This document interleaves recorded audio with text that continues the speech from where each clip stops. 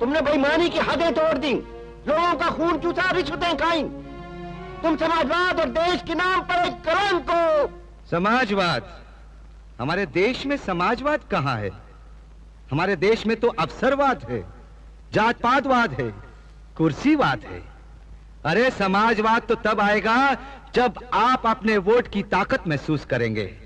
ये जो वोट है ना, ये कागज का टुकड़ा नहीं है कि डब्बे में डाला और चल दिए।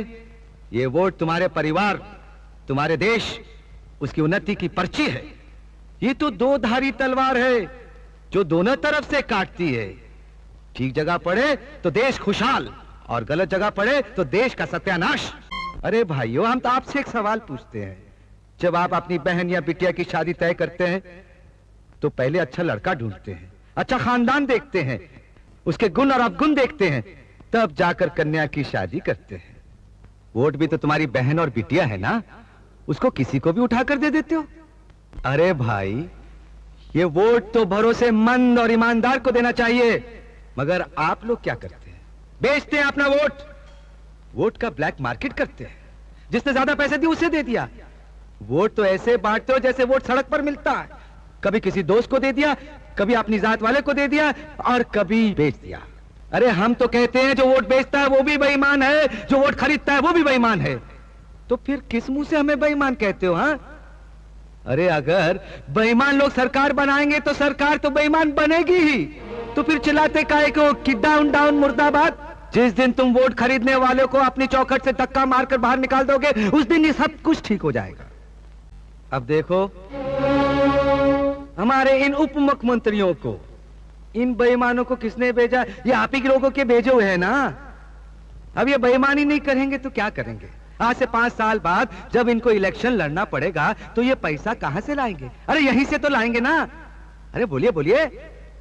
आप कहते हैं कि हमने रिश्वत ली है, बेईमानी की है। अरे हम कहते हैं हाँ, हमने रिश्वत खाई है, क्योंकि अब हमें पता चल चुका है कि ये रुपया, ये पैसा कमाने का तरीका कौन से रास्ते से होता है। हाँ, बेईमानी का पैसा किस रास्ते से कमाया जाता है ये अब हमें पता चल चुका है। कोई कहता है हम न्याय के देवता है, कोई कहता है कि हम धर्म के अवतार हैं, कोई कहता है ईमानदारी के पैगंबर हैं, मगर हम क्या हैं? हम बेईमान हैं। हम भी जानते हैं, आप भी जानते हैं, लेकिन ये नहीं बोलेंगे। सुन लिया आप लोगों ने? क्योंकि हम इनका कच्चा चिट्ठा जानते हैं ना, इनका बांडा फोड़ सकते हैं, इसलिए तो हम इन बेईमानों के मुखिया बन गए। पर हमारी बेईमानी की कमाई गई कहां? क्या हम निकल गए? अरे हराम का पैसा तो कोर्ट बंद के सामने फूटता है। भारतीय राजनीति में ज्यादातर मुख्यमंत्री और मंत्रियों के बेटे से ही बेईमानी शुरू होती है। गांधी मैदान और रेलवे स्टेशन तक गिरवी रख देते हैं भगवान जी की दया से, जगन्नाथ जी की दया से। वो सामने जो क्रांति का झंडा लिए खड़ी है, चंडी का रूप धारण किए, हमार पत्नी सुषमा, उससे पूछो। अरे उससे पूछो कि मुख्यमंत्री बनने के बाद सोना तो एक तरफ रहा कि चांदी का छल्ला भी बना के दिया हमने उसे? नहीं। क्या हमने जमीन खरीदी है? नहीं। क्या कोठियां बनाई है? नहीं। तो फिर वो बेईमानी की दौलत गई कहां? कहां गई वो दौलत है? सुषमा, तुम्हें अपना सर नीचे झुकाने की कभी जरूरत नहीं पड़ेगी। उस दिन तुम हमारे मुंह पर अखबार का चित्रा मारकर चलेगी और यह भी नहीं पूछा कि मुख्यमंत्री बनने के बाद आप ऐसा क्यों कर रहे हैं। यह पूछती तो हम इसे बता देते। हाँ, हम बेईमान हैं, हमने बेईमानों के साथ बेईमानी की है। अरे डाकुओं के घर में डाका डाला है। हम ये नहीं कहते कि राजनीति में सब बेईमान है, खराब है। नहीं, बहुत से शरीफ लोग हैं, ईमानदार लोग हैं।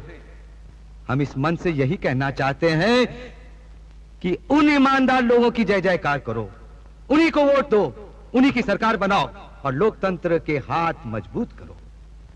पर वो ईमानदार लोग भीख का प्याला लेकर वोट मांगने के लिए तुम्हारे दरवाजे पर नहीं आएंगे।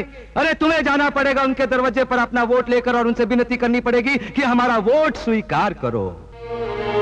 वो देखिए, आपके सामने बाल मुकुंद त्रिपाठी खड़े हैं। आधी जवानी आजादी की लड़ाई लड़ते लड़ते अंग्रेजों की जेल में कट गई, मगर देश आजाद होने के बाद पॉलिटिकल पेंशन नहीं ली उन्होंने, मकान नहीं लिया, जमीन नहीं ली। अवसरवादी लोग और बेईमान लोगों ने धक्के मार मार के इन्हें अपने घर में बंद कर दिया। अरे ऐसे लोगों को घर से बाहर निकालो, विधानसभा और लोकसभा में भेजो, इसी में देश का कल्याण है। आप लोगों में यही तो खराबी है। कोई बड़ी बड़ी बातें करे, मीठी मीठी अच्छी अच्छी बातें करे, आप धनाधन तालियां बजाना शुरू कर देते हैं, सुनकर खुश हो जाते हैं। ये ताली बजाना बंद करो। ये ताली बजाने का वक्त नहीं है। अरे आपके इस सीधेपन का तो लोग फायदा उठाते हैं।